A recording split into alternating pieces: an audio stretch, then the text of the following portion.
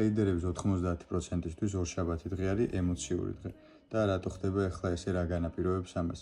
ზოგადად ადამიანები თვითონვე ქმნიან ამ დღეს ემოციურს და რას ნიშნავს ეს ახლა?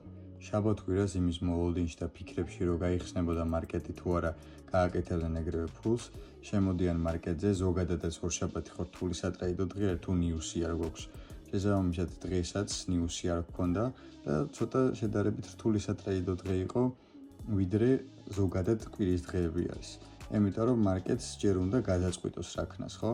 ძირითადად ხდება ხოლმე ესეთი რაღაცა. ან მარკეტი მიდის ერთი კონკრეტული მიმართულებით, რასაც ამოირჩევს და სადაც ლიკვიდიტი ეგულება და იშვიათად, ან კიდევ მეორე კონსოლიდაციაში იკეტება და ზევით ქვევით ესე მოძრაობს, მეც არაფერს არ აკეთებს.